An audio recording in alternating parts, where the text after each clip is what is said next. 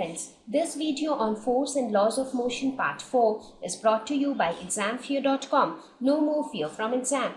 So now we will start with Newton's second law. So far we talked about Newton's first law and I hope that is clear to you. So let us try to understand the second law. Newton's first law was for scenarios where net force is equal to 0. That means Newton's first law basically talked about uniform motion. It spoke nothing about non-uniform motion. It only told that object at rest will try to be at rest. Object at uniform motion will try to be at uniform motion until and unless you apply some external force on it. So now in Newton's second law, it is for scenarios with net force not equal to 0. That means here some external force is applied on the body, right? So you are clear with the fact that in the first law we were only talking about uniform motion, right? So now we will talk about a general scenario where there is an external force which is also acting on the body. Now before we start with Newton's second law of motion, we should know what is momentum. So momentum is again a new term for you. It is a new quantity which is going to get introduced. So let us see what is momentum. Momentum is the product of mass of a body and its velocity. Quite simple, right? Let us suppose if you have an object of mass m which is moving with velocity v, then we say that momentum of that object is equal to m into v, right? It is a vector quantity because it has both magnitude and direction. So that's quite obvious also, because if momentum is product of mass and velocity, velocity itself is a vector quantity, right? So momentum should also be a vector quantity. It is generally denoted by a small p. Normally we denote momentum by a small p and it is equal to m into v. Let us look at this example of momentum. Let us suppose if you have a ball of mass 1 kg moving with a velocity of 10 meters per second, then what is the momentum of this body? It will be mass into velocity, that is 10 kg meter per second. So when I talk about the unit of momentum, it is simple. For mass, the unit is kg. For velocity, it is meter per second. So for momentum, it is kg meter per second. This is the SI unit of momentum. So in this case, a ball of 1 kg moving with velocity of 10 meter per second. What is the momentum of this ball? Momentum would be 10 kg meter per second. Right? Okay. So now let us try to look at the dependency of force on mass. How is force dependent on mass? Now, why are we studying the dependency of force on mass? Because we want to see, just now I introduced momentum, right? Why did I introduce momentum? Because momentum played a role in Newton's second law of motion.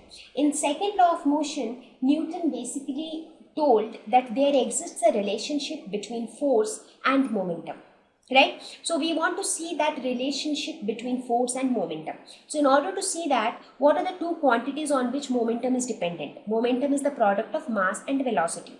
So we want to see the dependency of force on mass. Again, we will see the dependency of force on velocity. So that is how we will see how is force related to momentum.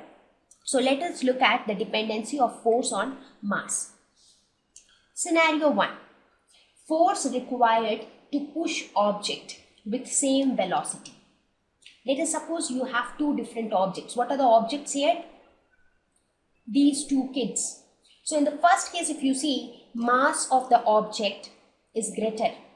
That is quite obvious, right? So the mass is heavier. So in this case, the amount of force that is required to be given to this object so that both the objects move with the same velocity. So it is like if you have a heavy stone and a very small stone, the amount of force that needs to be given on the stone so that both move with the same velocity.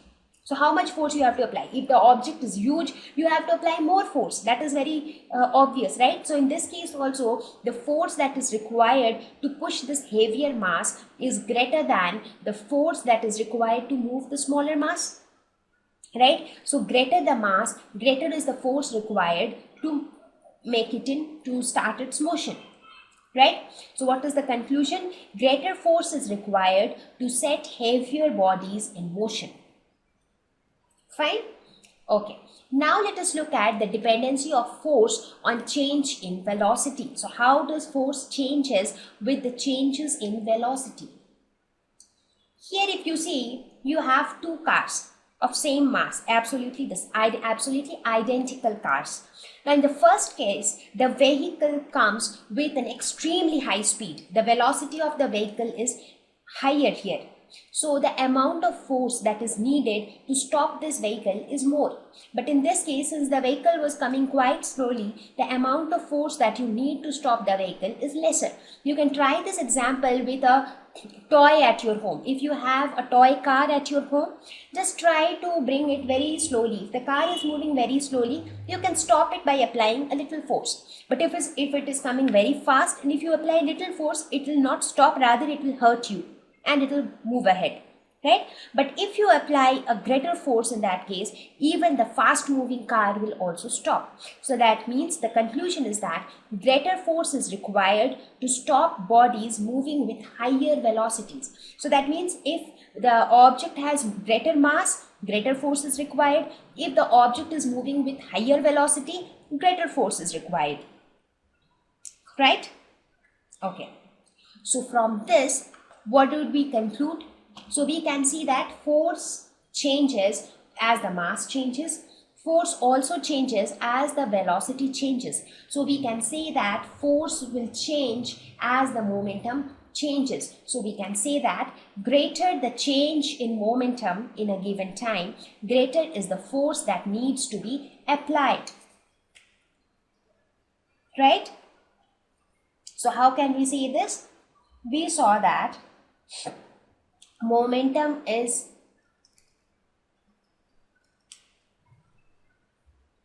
the product of mass and velocity, right? And what did we saw in the previous two slides? Greater mass, greater force is required. Again, greater velocity, greater force is required, right? This is what we saw. So now let us suppose that you have some object. So now let us suppose that we have some object. There is some object which has mass m and velocity v. So what is the momentum of that object? It is mv. Now let us suppose that the same object, after some time, its mass increases to m dash and the velocity increases to v dash. So what will be the momentum after some time? It will be m dash v dash, right? So what is the change in momentum? Change in momentum is nothing but p dash minus p, right? So that is equal to m dash v dash minus mv. Fine. So now we saw that as mass increases, force increases, as velocity increases, force again increases. So force is directly proportional to mass, force is directly proportional to the change in velocity. So from this we can say that force is directly proportional. Since force is directly proportional to mass, force is directly proportional to the change in velocity. So force should be directly proportional to the change in momentum. So that means greater the change in momentum, greater is the force that needs to be applied. So that is why this statement has been given, that greater the change in momentum in a given time, greater is the force that needs to be applied. Right? Okay. So now let us look at a practical example of this change in momentum. Have you ever observed, while seeing a cricket match, have you ever observed the way a player catches a ball? Now, the ball has been thrown, when the batsman bat it or when somebody throws a ball, the ball is moving with a very high speed, right? Now, what happens? There are two scenarios. In the first case, so I have named it as Dhoni versus Ronnie catching a ball. So Dhoni is somebody who is experienced, who is a good player. And Ronnie is somebody who doesn't know how to play well and he is a newcomer, right? So what happens? In the first case, if it is Ronnie, that means if it is a newcomer. So this is Ronnie and this is Dhoni, right? So when it is Ronnie, how will he catch the ball? The ball is coming with high speed and he is just keeping his arms like this stationary. So the ball which is coming with a very high speed falls on his hand and his hands get hurt because the ball is coming with high velocity. You can just try it on your own if you want to hurt yourself and also want to verify this. You keep your hands stationary. You do not move your hand. Let a ball which is coming at a very high speed to fall on your hand. What will happen? That ball coming with a high velocity will hurt your hand. But in the second case, when Dhoni catches a ball, what does he do? When the ball comes, you would have observed. Please observe this very carefully when you watch a cricket match. The player always will make their hands also move along with the ball. With that, what will happen? They are actually making their hands also move, and as a result, the force which is required to change the momentum vector is given by hand, right? So when your hand also moves, you are actually not hurting yourself, right? Because in the first case, what is happening? The change in momentum is more. So the amount of force that is being exerted on your hand is also more. But in this case, since you are also moving your hand, the change in momentum, because the hand is also moving with some velocity, ball is also moving with some velocity, right? So the change in momentum in this case is lesser. As a result, the force which is required in this case is also lesser. As a result, the player is not hurt. Do you understood? So in this case, the change in momentum is more because the ball is moving with some velocity v and the hand is stationary, that is velocity is 0. But in this case, ball is moving with some velocity v, the hand is also moving with some velocity v dash. Therefore, the change in momentum here is less. As a result, lesser force is required to stop the ball, and therefore the hand is not hurt or the player is not hurt. Right? So see, these are some of the things which happens in our day-to-day life. Even a cricketer who does this technique to catch a ball, I'm not sure if he knows the funda of momentum or not. So there are so many things which keep happening around us in our day-to-day life, but we are not aware of the concept behind that. Right? For example, just now, before some time, I talked about the inertia example, right? The jerks which we feel when we are in a car and brakes are applied suddenly. So these are some things which we keep experiencing, but we do not know the concept, but we do not know the reason behind that, right? Okay, so with this, I think you got fair idea about momentum. What is momentum? It is product of mass and velocity. Force and momentum are very closely related. As the change in momentum increases, force also increases. Right? So with the help of this, Newton gave his second law. So Newton's second law stated that the rate of change of momentum of a body is directly proportional to the applied force and takes place in the direction in which the force acts. Okay, so according to Newton's second law, so that means this force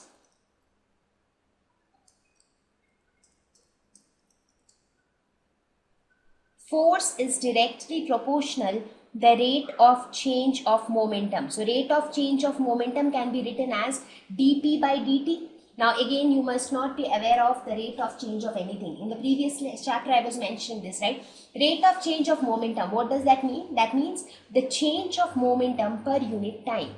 So that can be also written as the change in momentum with time. Right? So force is directly proportional to the rate of change of momentum.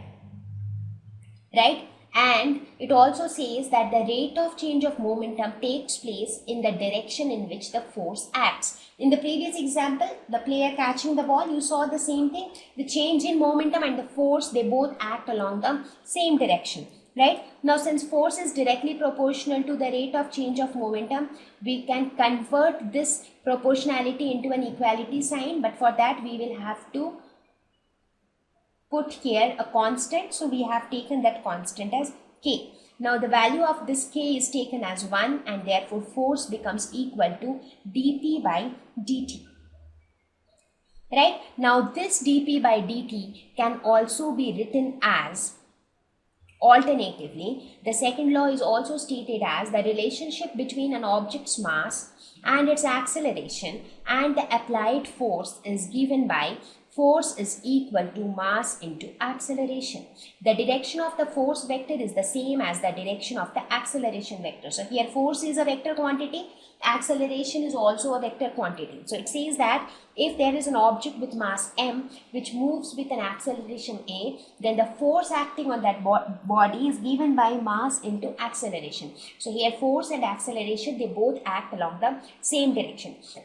So these both statements, that is force is rate of change of momentum and force is equal to mass and acceleration, they both are actually the same. They both are synonymous, you can say that. So we will prove that in the next slide. We will try to derive force is equal to mass into acceleration. So from definition we saw that force is nothing but rate of change of momentum, right?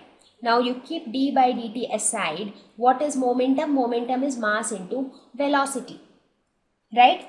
Now this becomes equal to mass into dv by dt. Now what is rate of change of velocity? In our previous chapter we spoke about that. Which is that quantity which talks about the rate of change of velocity? Right, it is acceleration. So this can be written as mass into acceleration. Therefore we saw that force is equal to mass into acceleration is nothing but it is another form of writing force is equal to dp by dt.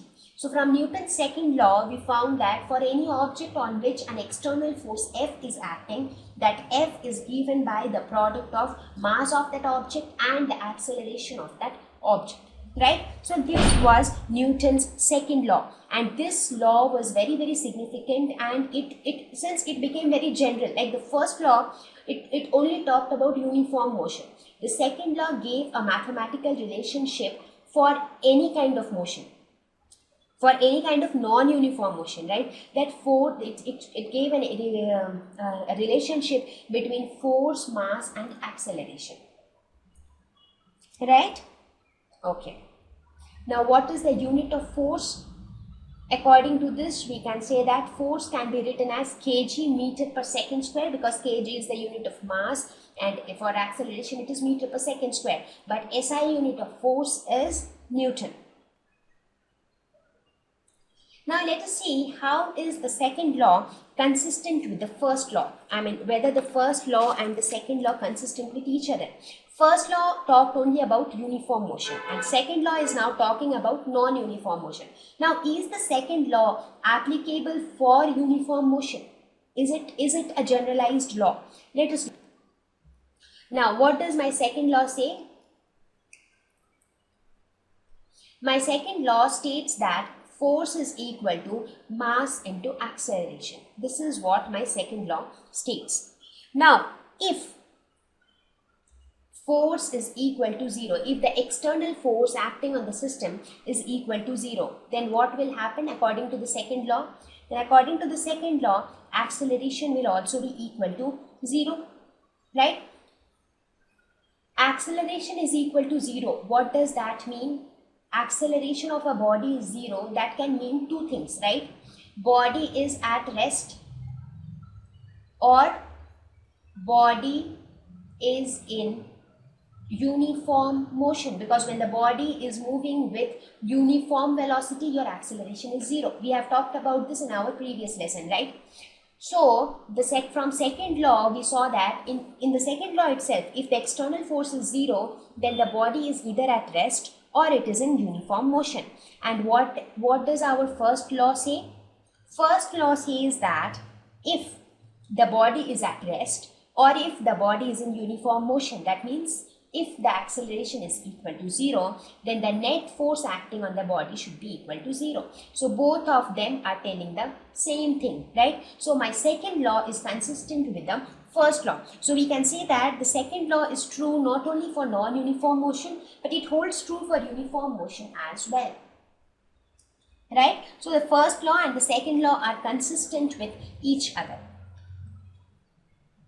We will now talk about another quantity known as impulse. So what is impulse?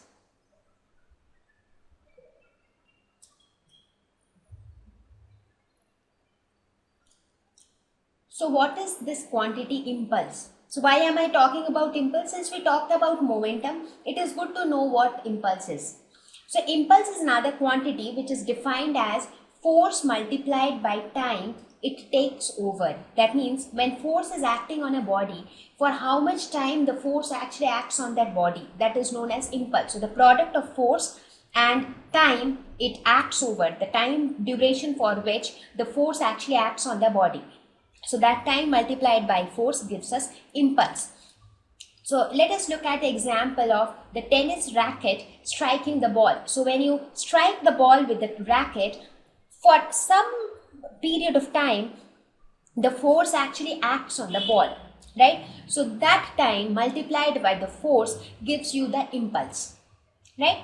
So impulse is also written as the change in momentum. Why do we write that? Because as per definition of impulse, what is it? It is force multiplied by the time for it acts over, right? Now what is force? By definition, from Newton's second law, we saw that force is nothing but change in momentum per unit time, right? So this time and this time will get cancelled. Therefore, we can say that impulse is equal to change in momentum, right? Okay. Thank you.